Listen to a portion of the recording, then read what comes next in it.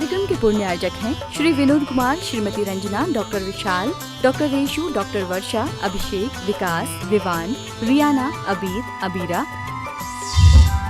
एवं समस्त कोयरा परिवार, बिलासपुर, छत्तीसगढ़। नमो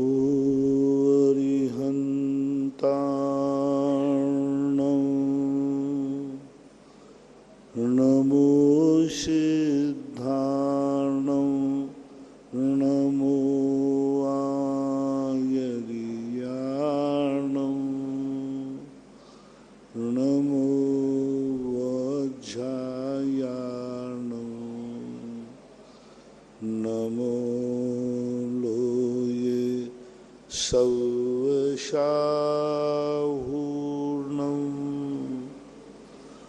पंच परमेष्टि भगवान की जय। आचार्य श्री गुरुवर कुंद कुंद महाराज की जय। आचार्य श्री गुरुवर विद्यासागर महाराज की जय। परम पूज्य निर्यापक श्रमण मुनि श्री सुधा सागर जी महाराज की जय। जय। परम पूज्य महासागर जी महाराज की जय। आचार्य संघ की जय। सुरेश जैन, बेंगलोर। गुरुवर नमोस्तु। महाराज जी, इनकी जिज्ञासा है कि जीव का कर्मों के साथ अनादि संबंध है, तो यह जो अनादि संबंध कर्मों का जीव के साथ में है वह निमित्त नैमित्तिक संबंध है या संश्लेष संबंध है? निमित्त नैमित्तिक संबंध के बिना संश्लेष संबंध होता नहीं। संयोग संबंध स्वाभाविक है, बिना निमित्त नैमित्त के संयोग संबंध होता है, लेकिन संश्लेष संबंध तो निमित्त नैमित्तिक संबंध से ही बनता है। निमित्त नैमित्तिक संबंध सभी संश्लेष संबंध हो ऐसा नियम नहीं है, लेकिन जितने संश्लेष संबंध हैं वे निमित्त नैमित्तिक ही होते हैं। और निमित्त नैमित्तिक संबंधों को कारण मानो, संश्लेष संबंध को कार्य मानो। और निमित्त जब से संश्लेष संबंध है आत्मा का कर्मों के साथ, तब से आत्मा का निमित्त नैमित्तिक संबंध है, क्योंकि कारण के बिना कार्य कभी होता नहीं। संश्लेष संबंध हुआ है नियम से, कोई ना कोई निमित्त जरूर बना है। बिना निमित्त के संश्लेष संबंध नहीं होता। इन दोनों को ऐसा मानना चाहिए। ईसणा जैन, अमरकंटक। गुरुवर नमोस्तु। महाराज जी, इनकी जिज्ञासा है कि जब हम लोग व्रत आदि करते हैं तो उसके बीच में अशुद्धि हो जाती है, तो उस अशुद्धि में उस व्रत को कर सकते हैं क्या, और नहीं कर सकते तो फिर उस व्रत की तिथि को हम आगे किस प्रकार बढ़ाएंगे? अशुद्धि आदि के समय व्रत नहीं माना जाएगा। सुआ सूतक के समय व्रत नहीं माना जाएगा। यदि आपने व्रत किया है तो उस समय के व्रत को छोड़ करके आप उस व्रत को आगे बढ़ा लेंगे, आपका टूटा हुआ व्रत नहीं माना जाएगा। क्योंकि महिला वर्ग के लिए इस प्रकार की परिणति स्वाभाविक है, तो उन दोनों के व्रत को आगे बढ़ा देना चाहिए, ऐसा मानना चाहिए। श्रीमती प्रीति शैलेन जैन, देवास। गुरुवर नमोस्तु। महाराज जी, इनकी भी जिज्ञासा है कि जब हम व्रत आदि लेते हैं तो तिथि निकल जाती है, तो क्या उस व्रत को आगे की तिथि से प्रारंभ कर सकते हैं? जैसे नमोकार मंत्र लेना है, उसकी तिथि निकल गई तो आगे तिथि से प्रारंभ कर सकते हैं क्या? उचित कदाचित तो ऐसा करते हैं तो आगे कर सकते हैं। हालांकि आषाढ़ माह में शुरू होता है, लेकिन फिर भी यदि चूक गए हैं तो आगे से कर सकते हैं। सौरभ जैन, इम्फाल, मणिपुर। गुरुवर नमोस्तु। महाराज जी, इनकी जिज्ञासा है कि जो स्वयंभू रमण द्वीप है, वह द्वीप का विस्तार जो है उसमें मनुष्य आदि रहते हैं कि नहीं रहते, और क्या उसकी संरचना भी जम्बू द्वीप की भांति होती है? क्या उसमें भी भरत, ऐरावत आदि क्षेत्र होते हैं क्या? शंभु रमण द्वीप क्षेत्र में मनुष्य नहीं रहते, कि मनुष्य क्षेत्र मात्र 2.5 दीप का ही माना जाता है। 2.5 दीप से आगे उसकी कोई गणना नहीं होती।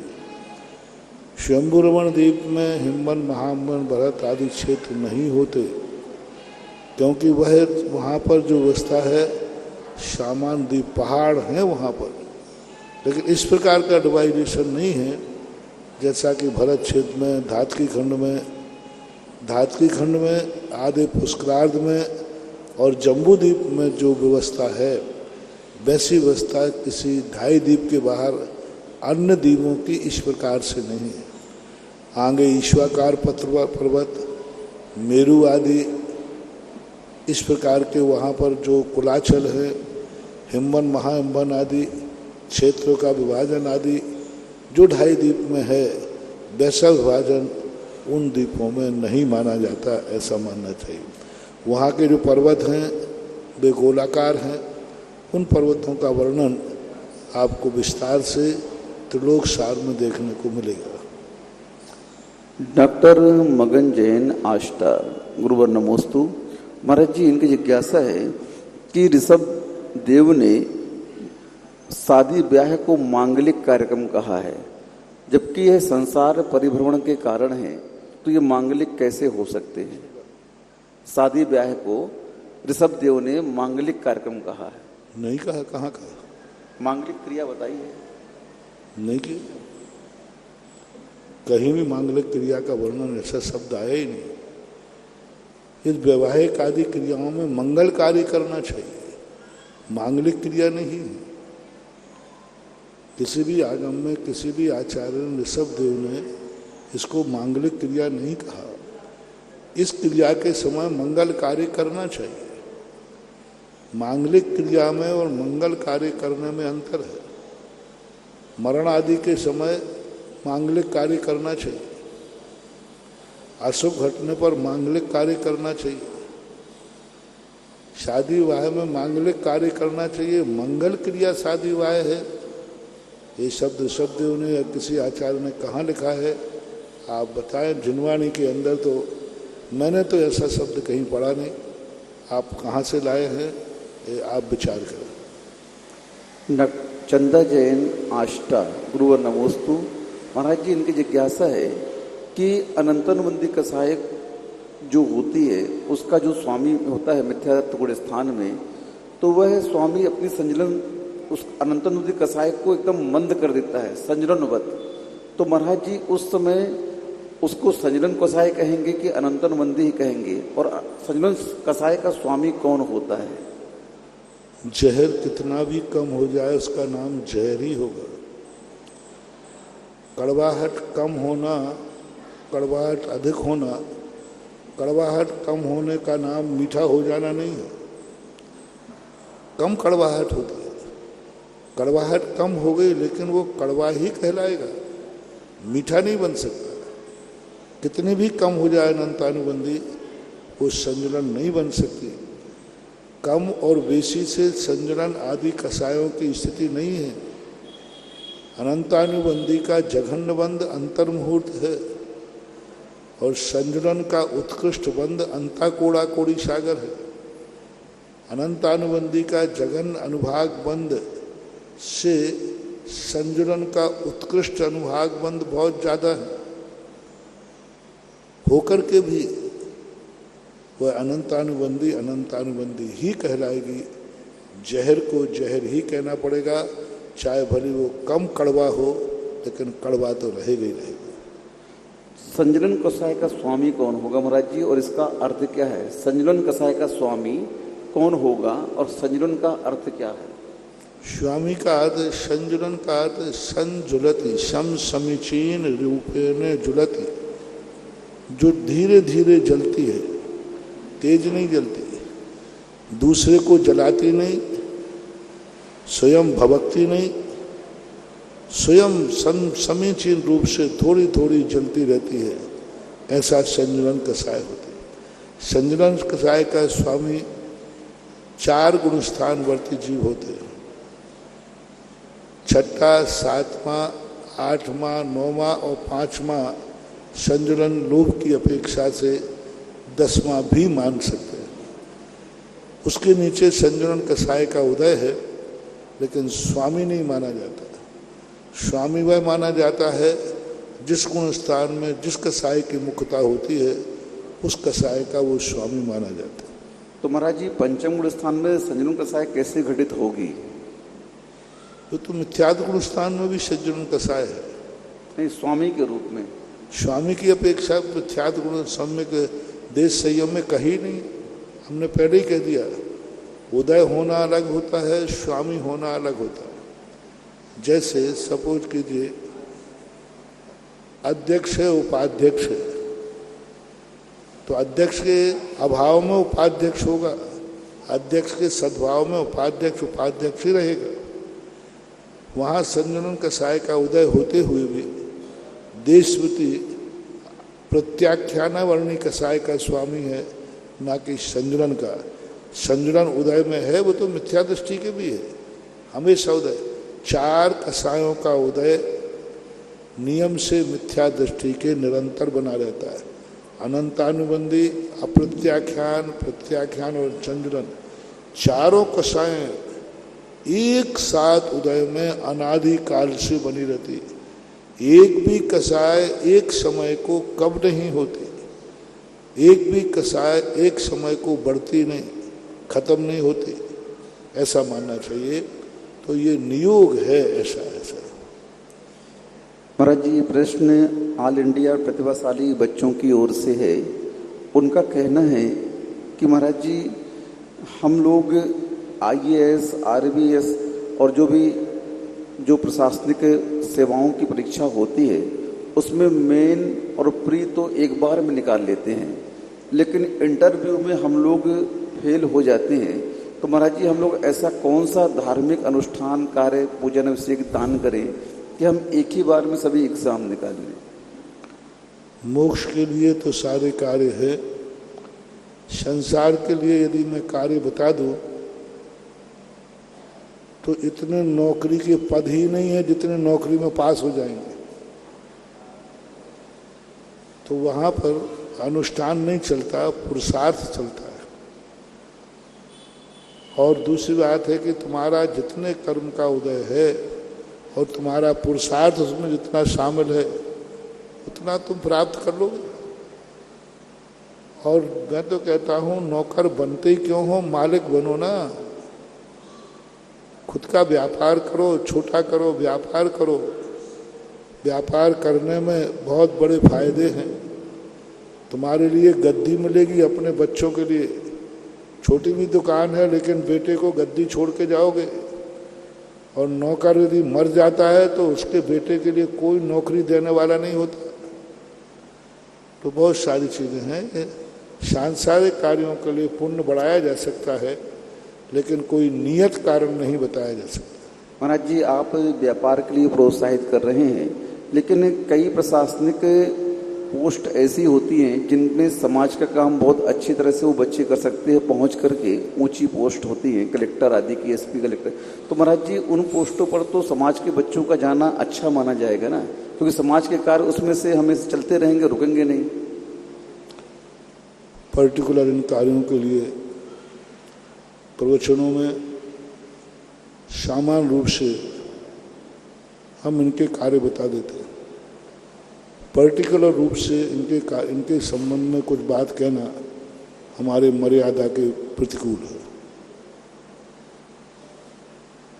अजीत जैन, एडवोकेट, मंगलोर 12, गुरुवर नमोस्तु। महाराज जी, इनकी भावना है कि आपने सन 2002 में भूगर्भ में जो चंद्रप्रभु भगवान जी की प्रतिमा है, उनके दर्शन पूरे विश्व को कराए थे। अब हम लोगों के पुण्य योग से पुनः आपका चातुर्मास यहाँ पर स्थापित हो चुका है, और हम पूरे भारतवर्ष के श्रावकों की, विदेशों के श्रावकों की भावना है कि पुनः उस भूगर्भ के भगवान के दर्शन हम लोगों को एक बार आपकी कृपा से हो जाए। तो हम लोग किसी भी अनुष्ठान के लिए द्रव्य, क्षेत्र, काल, भव और भाव चाहिए। भावना से ही आपका काम नहीं चलेगा। द्रव्य, क्षेत्र, काल, भाव चाहिए। एक दिन का प्रवेश करने पर सारा प्रशासन हिल गया। एक दिन का प्रवेश हुआ था, कितने घंटे की भीड़ हुई थी? 2-3 घंटे। 2 घंटे मान लो। 2 घंटे की भीड़ में सारा प्रशासन हिल गया, दिल्ली तक पहुंच गया। और सब लोग कह रहे, और वो अनुष्ठान तो ऐसा है कि सारा विश्व हिल जाएगा। और वो कोई 2 घंटे का नहीं होगा, वो तो पता नहीं जब लाइन लगती है उसकी ना, तो ना उसमें दिन रहता है और ना रात रहता। पहली बार 24 घंटे चलता था कैलाश बाबू, है ना। और सवेरे 4 बजे बंद करना पड़ता था, इसलिए कि झाड़ू तो लगा ले। 24 घंटे सांगानेर का दृश्य देखो, 24 घंटे चलता था। और उस समय, इस समय ऐसे अनुष्ठानों की कल्पना भी करना अनैतिक है। लेकिन महाराज जी हम लोग ने भी दर्शन नहीं किया, कल्पना करना भी अनैतिक है, नैतिक नहीं, अनैतिक है। बहुत बड़ा महादोष है। मर्यादा का इतना बड़ा पाप का कारण बनेगा, इतना बड़ा दोष बनेगा, जिस दोष का कोई प्रायश्चित नहीं होगा। क्योंकि उस धार्मिक अनुष्ठान, जिस धार्मिक अनुष्ठान से सारा जगत में कोई दुर्घटना घट जाए, प्रशासन और राजा दुखी हो जाए, वो कार्य मांगलिक भी नहीं है, प्रशंसनीय भी नहीं है और रुद्र राज्यातिक्रम। अभी देश में 144 धारा चल रही है, अभी भी उनकी मर्यादा है हर चीज में। अभी उनकी गाइडलाइन बिल्कुल मर्यादित चल रही है, कोई महोत्सव करने की छूट नहीं है। अभी तो इस संबंध में कुछ कहा नहीं जा सकता। कोई अच्छा दिन हो, अच्छा वातावरण आए, अच्छे दिनों में अच्छे कार्य करना शोभा देता है। ऐसे समय में तो यही भाव कि जो जितना ज्यादा एक दूसरे से दूर रहे वो उतना ही अच्छा है। जितना कम से कम भीड़ जुटे उतना अच्छा है, जितना कम से कम लोग मिले उतना अच्छा है, जितना कम से कम लोगों की भीड़ हो उतना अच्छा है। अभी हम कभी भी भीड़ के लिए प्रोत्साहित नहीं कर रहे। किसी भी कार्यक्रम होता है हम तो एक ही कहते हैं कि मत आओ, मत आओ, जो नहीं आएगा उसको डबल आशीर्वाद। लेकिन महाराज जी ऐसा भी तो हो सकता है कि भगवान निकले और वो वातावरण इतना शुद्ध हो जाए कि सब बीमारियां ही दूर हो जाए, यहाँ से महामारी ही दूर हो जाए। ऐसे ओवर कॉन्फिडेंस नहीं करना, ओवर नहीं करना। कुछ कर्म ऐसे होते हैं जो महान से महान बड़े अनुष्ठान करने पर भी समाप्त नहीं होते। ये महामारी कोई एक नगरी नहीं है, प्रांतीय नहीं है, एक देशी नहीं है, ये विश्वव्यापी है। और विश्वव्यापी महाबीमारी किसी एक अनुष्ठान से जाने वाली नहीं है, एक स्थान के अनुष्ठान से जाने वाली नहीं। जब तक सारे विश्व का बहुमत रूप से पुण्य का उदय नहीं आएगा, तब तक व्यर्थ की इन बातों में उलझना ठीक नहीं है। अभी आप लोग घर में बैठो, आप लोग शांति से बैठो और हमें भी शांति से बैठने दो और चंद प्रभु को आराम से गुफा में रहने दो। हाँ, मैं तो अभी यही सोचता हूँ, जितने दूरी बना के रखो, महाराजों से भी दूर रहो, महाराजों का भी सन्निकटपना नहीं करो, स्पर्श मत करो।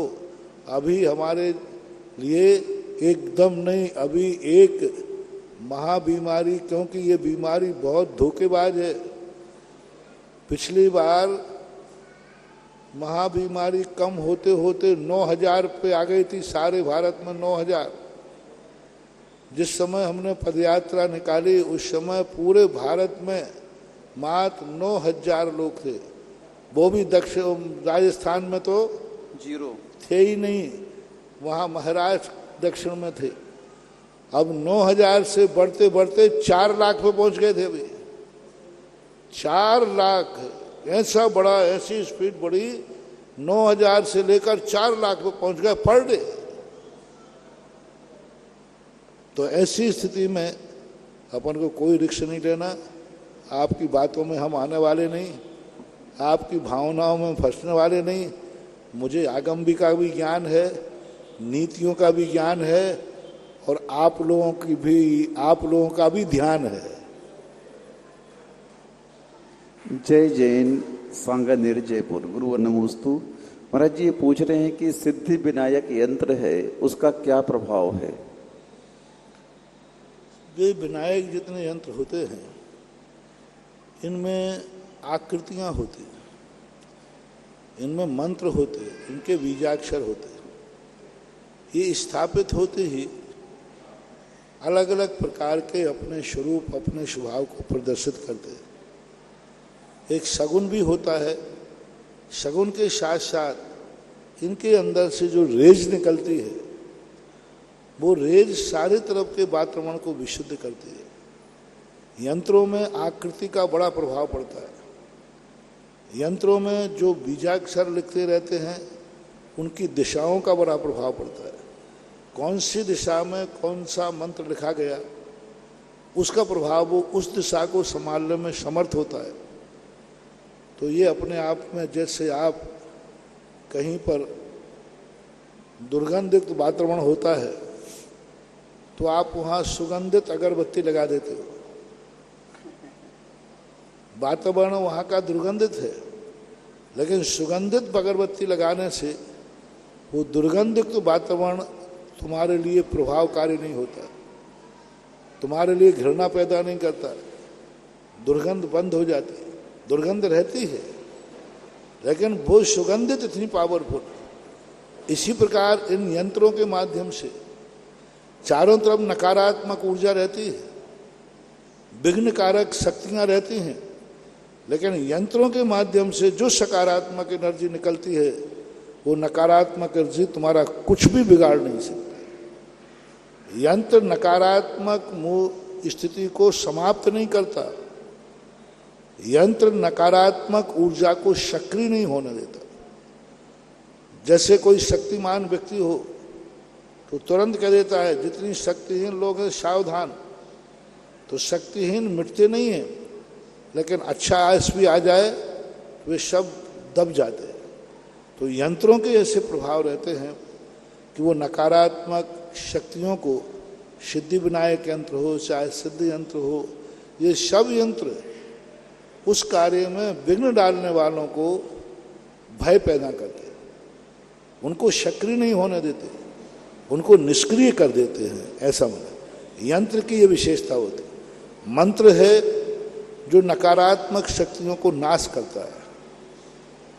मंत्र के माध्यम से नकारात्मक शक्तियां, विघ्न कारक विनाश को प्राप्त हो जाती है, भाग जाती है, स्थान छोड़ देती है।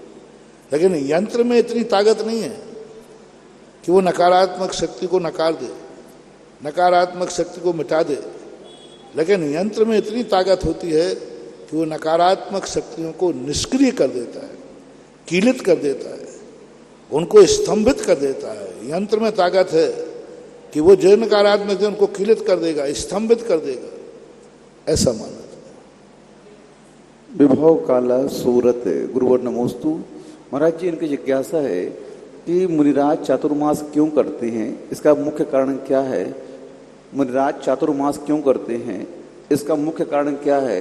और क्या चतुर्थ काल के मुनिराज भी चातुर्मास की स्थापना करते हैं? अभी परसों स्थापना के समय मैंने संक्षिप्त प्रश्न उपदेश दिया था, यूट्यूब पे पड़ा होगा, आप सुन लेना। परसों दोपहर में जिनवाणी में भी, शुदा कलश में भी बहुत अच्छा प्रसंग आया था। उस प्रसंग को मैंने वहाँ पर उद्घाटित किया था। चतुर्थ काल में महाराज जी चतुर्मास स्थापना होती है क्या? मैंने ये बात भी उस समय उसमें बताई है परसों के प्रवचन में कि चतुर्थ काल में प्रवचन चातुर्मास स्थापन सभी को अनिवार्य नहीं था।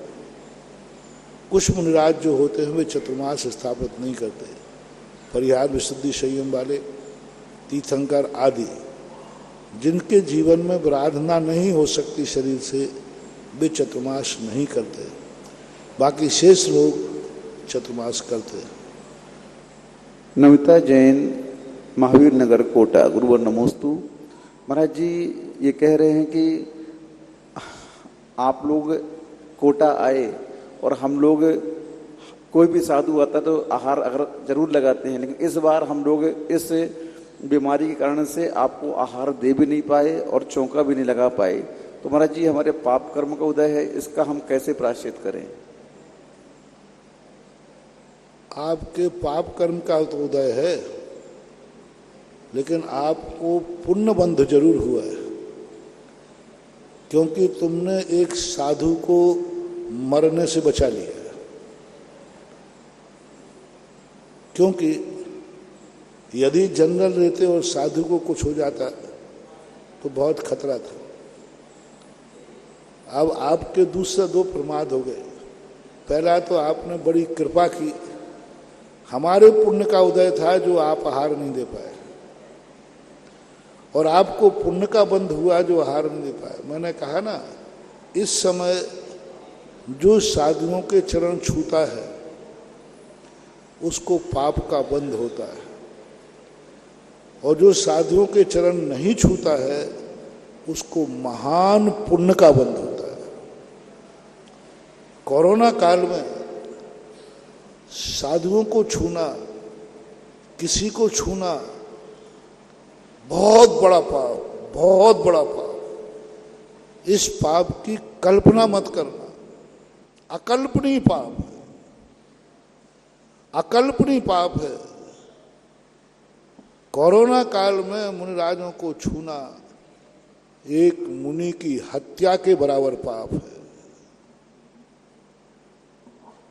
किसी श्रावक को छूना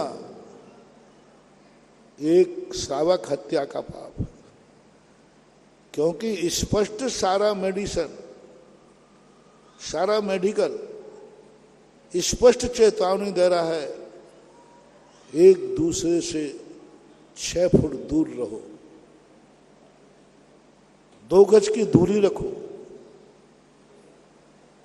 और तुम उसके बावजूद भी छूना चाह रहे हो तो लगता है कि तुम भक्ति की आड़ में पूर्व भाव के कोई मुनि के दुश्मन हो, जो भक्त बन करके दुश्मनी निपटाना चाहते। तुम्हें लग रहा है कि महाराज मेरी भक्ति है, मुझे चरण छूने का भाव हो रहा है, ये भक्ति नहीं है, पूर्व भाव की कोई बैर है जो आप भंजाना चाहते। क्योंकि स्पष्ट संकेत है कि कोरोना जो काल चल रहा है इसमें स्पर्श का, ये बीमारी अंदर से उत्पन्न नहीं हो रही है। जो बीमारी अंदर से उत्पन्न होती है उसमें तुम्हारा कोई दोष नहीं है, लेकिन ये बीमारी अंदर से उत्पन्न नहीं होती, बाहर से आती है। इसलिए मास्क लगाना और पैरों को नहीं छूना ये सबसे बड़ी साधु भक्ति है, गुरु भक्ति है, गुरु प्रेम है। साक्षात गुरु भक्त माना जाएगा कि नहीं मैं बिना पैर छुए रह जाऊंगा, लेकिन मेरे मुनिराज को कुछ नहीं होना चाहिए, ये नियम है। मेरे पैर छूने से यदि मुनिराज को कुछ हो गया तो ये पाप तुम काट नहीं पाओगे महानुभाव, बहुत खतरनाक चीज है। इसलिए अभी सबसे बड़ा सारे जगत को मैं 1-1.5 साल से कह रहा हूं कि तुम लोग भक्ति में मत आओ, भक्ति की आड़ में अपने आप को खतरा मोल मत लो। जितना ज़्यादा देखो, आज इतने वैक्सीन लगने के बाद भी आप लोगों को बार बार हर निमिष से मोबाइल आदि से चेतावनी दी जाती है, जरूरत पड़ने पर ही तुम यहाँ वहाँ जाओ, और फिर भी वैक्सीन लगने के बाद भी सावधानी जरूरी है। जहाँ भीड़ हो वहाँ एक दूसरे के पास मत खड़े हो। साधु संतों के साथ तुम क्या कर लोगे? साधु का जानलेवा बीमारी है, थोड़े ही सा कुछ हो गया तो क्या करोगे बताओ? क्या करोगे? हैं? कुछ नहीं कर पाओगे। इसलिए बचाना अपना कर्तव्य है, भक्ति है। इसलिए इसमें सबसे बड़ी चीज यही है, आहार नहीं दे पाए आप लोगों को भारी पुण्यबंध होगा। तथास्तु मेरा आशीर्वाद है, बहुत अच्छी कृपा हुई आपकी। और दूसरी बात है, आप यदि देना था तो फिर क्वारंटाइन होते, क्वारंटाइन होकर के शुद्ध होकर के बढ़िया अपने शरीर की गारंटी कार्ड लेकर के फिर आहार देते। देने वालों ने दिए भी, कोटा वालों ने दिए, और उन्होंने दिए सबसे बड़ा देखो, जो 1400 चलकर यहां तक दिए उन्होंने आहार। अब उन्होंने त्याग किया, घर का त्याग किया, परिवार का त्याग किया, घर से मिले नहीं जुले नहीं, क्वारंटाइन किया पूरा। 4 महीने जो अभी रास्ते में चौके चले, ये पूरे 4 महीने से घर नहीं गए। 4 महीने हो गए, 2-2.5 महीने से घर नहीं गए। पूरा घर परिवार छोड़कर चौलेश्वर में रहे। यह है पुण्य, यह है पुरुषार्थ। और फिर रास्ते में देखो, पूरे रास्ते में एक दिन भी अपने घर नहीं है। पूरे रास्ते भर, पूरे 15 दिन जो विक्षोभ बिहार हुआ, पूरे रास्ते भर उन्होंने हार दिए। तो ये आपकी कमी है कि आप मोह नहीं छोड़ पाए, परिवार नहीं छोड़ पाए। तो ये आपका प्रमाद है। आप ऐसा करके छोड़ते तो देखते कैसे नहीं लेता हार। तो कुछ गलती तुम्हारी है, अकेले कर्मों को मत थोपो, ये तुम्हारे पुरुषार्थ की कमी है। संत श्रोणी आचार्य गुरुवर श्री विद्यासागर जी महामन राज के परम प्रभावक शिष्य व्यापक समण श्री सुधा सागर जी महाराज के चरणों में आप सभी, हम सभी का बारंबार नमोस्तु नमोस्तु नमोस्तु। पूज्य मुनि श्री महासागर जी महाराज के चरणों में बारंबार नमोस्तु। ऑनलाइन जिज्ञासा के पश्चात उपस्थित श्रावकाओं में मैं सर्वप्रथम जिज्ञासा के लिए बुला रहा हूँ इंजीनियर पंकज जी पाटनी बारा और तैयार रहेंगे श्रीमती सीमा विनोद जी जैन छपारा। कोरोना काल में लोगों को हम बुला भी पाएं और लोग पूरी तरह से लाभ ले पाएं, क्योंकि ज्ञानोदय के मुनिश्चितनाथ भगवान निश्चित ही पूरे विश्व में इस समय सर्वाधिक एनर्जी वाले भगवान हैं और उनके माध्यम से लोगों को पूरे 1.5 साल में इतना अधिक लाभ मिला आपके आशीर्वाद से पूज्य गुरुवर कि जिसकी कल्पना भी करना दुर्लभ है। तो ऐसा 1308 दिन वाला कार्यक्रम परिवार ज्ञानोदय परिवार कराना चाहता है आपके आशीर्वाद के। कोई भी अपने जीवन में आनंद का दिन होता है, खुशी का दिन होता है, अनमोल वस्तु का दिन होता है, उसको कभी विस्मृत नहीं करना चाहिए। उस दिवस को स्वर्णांकित करना चाहिए, उस दिवस को सगुन मानना चाहिए, उस दिवस को मांगलिक मानना चाहिए। वह दिवस तुम्हारी जिंदगी में ऐसे ताजा होता रहे जैसे आज ही घटना घटी है। आपने देखा कि जन्म एक बार होता है, लेकिन बर्थडे हर साल मनाते हो। क्यों मनाते हो हर साल? जन्म तो हो चुका है एक दिन। हर साल जन्मदिन मनाने की क्या जरूरत? हर साल जन्मदिन की खुशी क्यों? हर दिन उस दिन आप आनंदित क्यों होते हो? वो दिन को भूलना क्यों नहीं चाहते? क्योंकि वो आपकी खुशी का दिन। आप और भी दिन मनाते हैं, शादी की सालगिरह मनाते हैं, शादी तो हो चुकी है, उस दिन को भूलना क्यों नहीं चाहते? हर साल उस दिन कुछ ना कुछ आनंद की अनुभूति क्यों करते हो? उस दिन आपको ऐसी खुशी क्यों आती है कि आज का दिन मेरी जिंदगी का अच्छा दिन था? इसी प्रकार से शास्त्रों में साधु को भी कहा, जिस दिन वो महाव्रत धारण करता है उस महाव्रत के दिवस को वो स्मरण में रखता है। ऐसे ही भारत के लिए, विश्व के लिए एक ऐसी अलौकिक अतिशयकारी, विश्व की सबसे एनर्जी वाली मूर्ति इस भारत देश को मिली थी।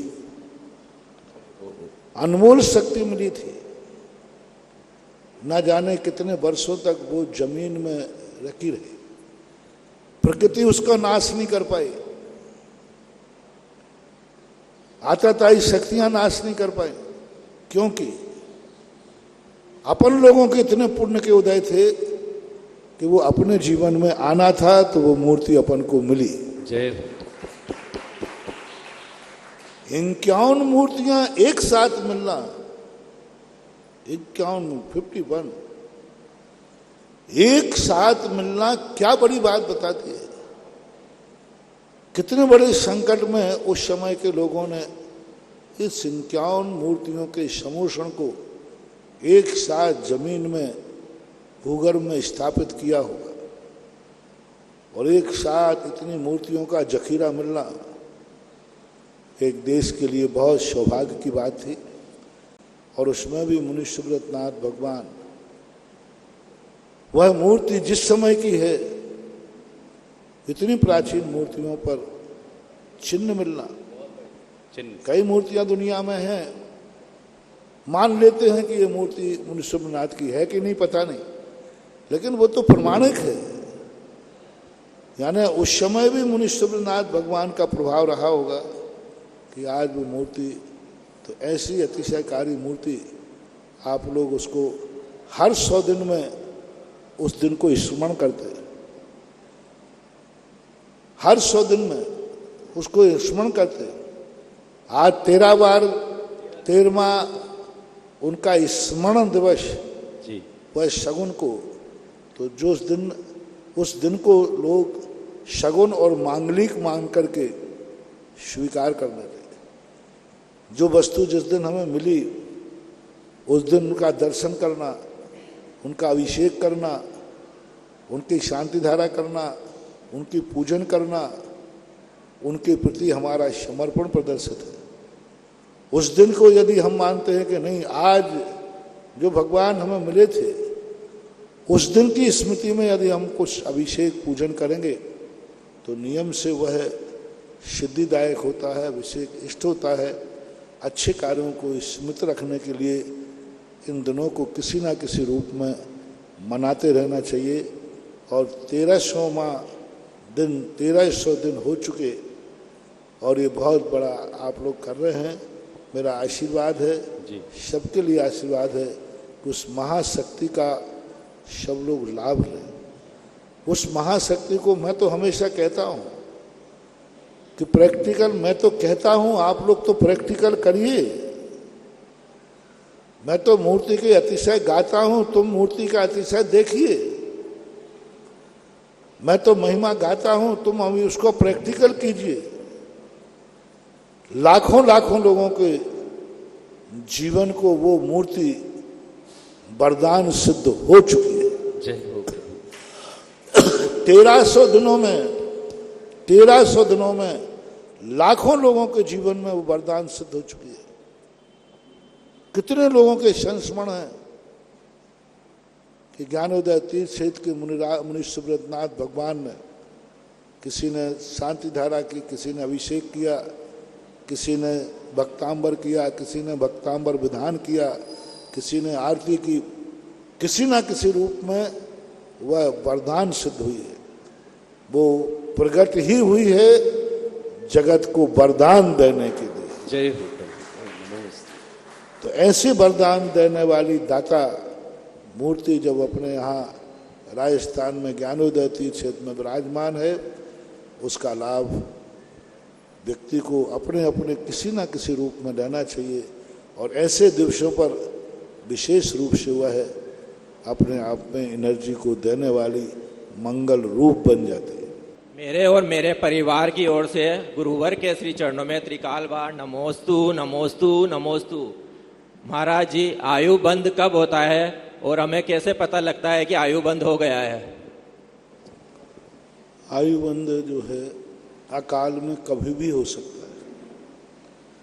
सुकाल में आयु के 3 भाग करने पर 2 भाग निकल जाने के बाद होता है, अपन को पता नहीं चल सकता।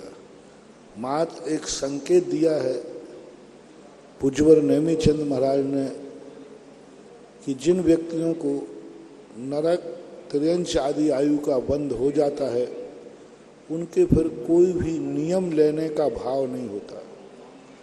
कोई भी नियम लेने का भाव नहीं होता। भले वो गलत कार्य करें या नहीं करें, लेकिन वो कहते मैं नियम नहीं लूंगा। तो नियम नहीं लेने का भाव आ रहा है तो अनुमान लगाया जा सकता है कहीं इसको दुर्गति का बंध तो नहीं हो गया। एक संकेत उन्होंने दिया है, बाकी अपने ज्ञान का विषय नहीं है। नमोस्तु महाराज। श्रीमती सीमा विनोद जी छपारा और तैयार रहेंगे ब्रह्मचारी आदिश जी शास्त्री। नमोस्तु महाराज जी। समस्त छपारा जैन समाज का नमोस्तु महाराज जी। महाराज जी, मेरी शंका है कि हम लोग अष्टानी का महापर्व में नंदी सरदी विधान करते हैं महिला मंडल मिलके, तो उसके समापन में हवन भी महिला मंडल करती है। तो महाराज जी करना चाहिए कि नहीं, अगर नहीं करना चाहिए तो फिर समापन कैसे करें, उसका समापन कैसे करें? हवन की हाँ, हवन। इनका कहना महाराज जी महिला मंडल अकेला करता है, पुरुष वर्ग होता नहीं है। महिला मंडल अकेला ही विधान करता है दोपहर में, और बाद में जब समापन होता है तो क्या हवन हम महिला मंडल ही करें कि नहीं कर रहे महाराज जी? आप बताओ। देखो, हवन के संबंध में एक छूट दी गई। आपने बड़े अनुष्ठानों में देखा होगा, हवन करने जो विधान में बैठे रहते हैं उनके साथ ये कह दिया जाता है जो विधान में नहीं बैठे वे भी हवन में बैठ सकते हैं। तो आप लोग अपने श्रीमानों को 8 दिन बैठने का नहीं है तो कम से कम उनसे कह देना हवन में तो आ जाओ साहब, 1 घंटे के लिए हवन में साथ में बैठा लेना चाहिए। उस दिन पुरुष वर्गों को आमंत्रित कर लेना चाहिए। अच्छा है, शुभ और मांगलिक माना जाता है।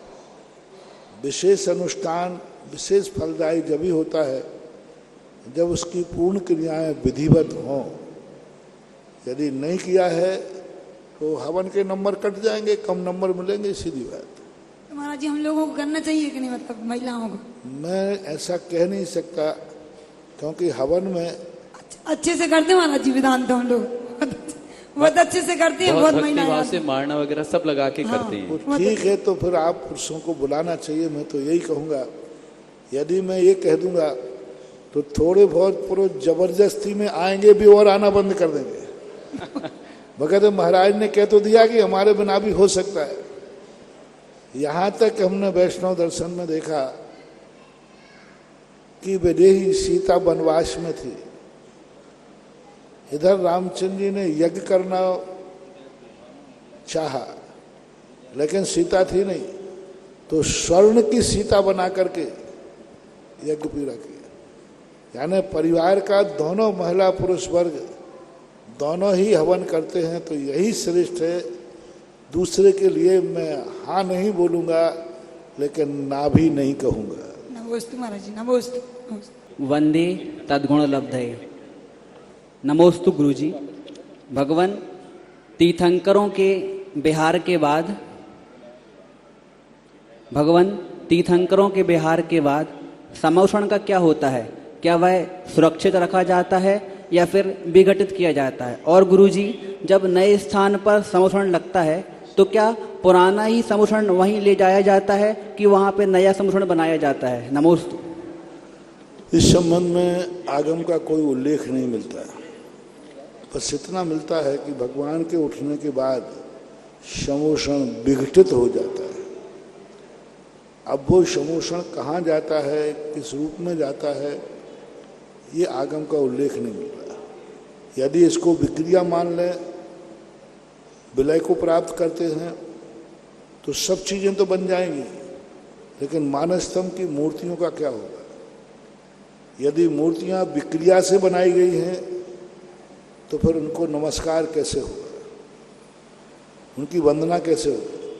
और मानस्तंभों की पूजा करते हैं, चैत्र वृक्षों पर जिन प्रतिमाएं होती हैं उनकी पूजा होती है, अर्चना होती है।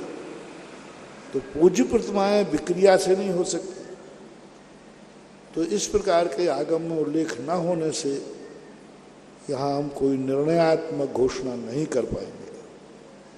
बस इतना है कि देवता कुबेर क्षण मात्र में समोषण की रचना कर देता है और क्षण मात्र में भगवान के उठते ही समोषण विलय को प्राप्त हो जाता है। इसको तैयार रहेंगे अनीता जी जैन रामगंज मंडी, इनके पश्चात मेरे परम पूज्य आराध्य गुरुदेव के चरणों में मेरा और मेरे परिवार का कोटिशः नमोस्तु नमोस्तु नमोस्तु।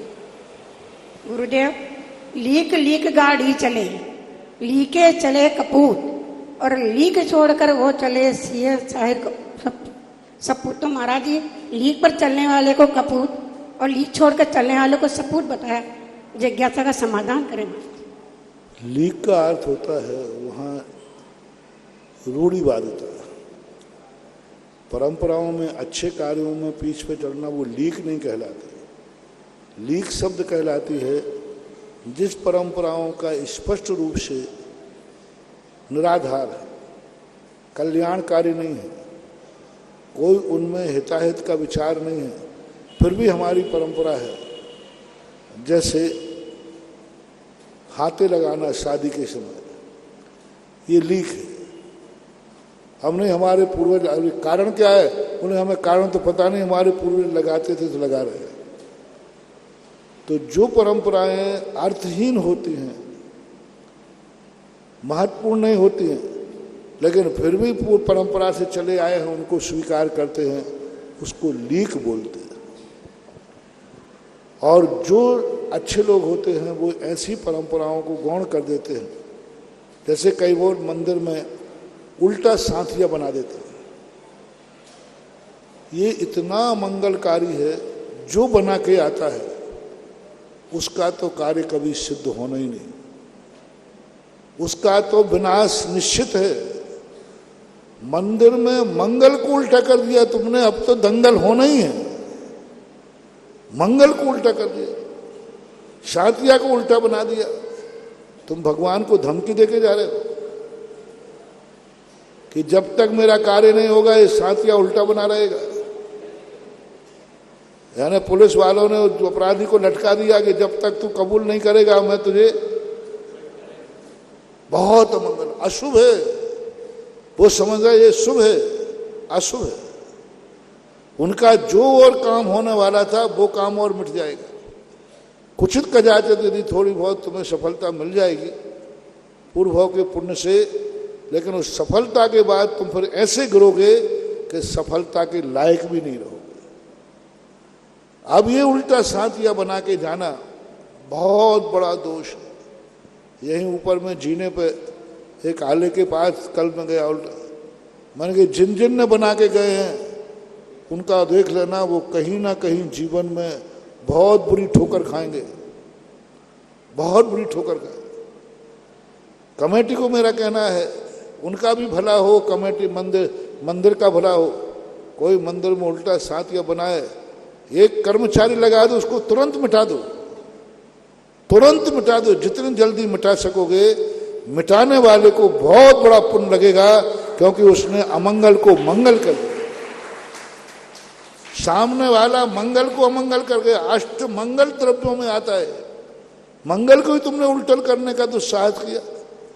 जो साथिया मंगल करने वाला है, शुभ करने वाला है, शगुन करने वाला है, उसको ही तुमने उल्टा कर दिया। किसी आगम में तो दिखा नहीं कि उल्टा साथिया करने से तुम्हारे कार्य की सिद्धि हो जाएगी। ये जरूर लिखा है सीधा साथिया बनाने से मंगल ही मंगल होता है। सीधा साथिया तो मंगलकारी सुना है मैंने, लेकिन उल्टा साथिया भी मंगलकारी होता है ये तो मैंने कही किसी ने। ये कहलाती रूढ़ी, ये कहलाती लीक। लीक लीक गाड़ी चले, लीक ही चले सपूत कपूत, और लीक छोड़ तीनों चले शायर सिंह सपूत।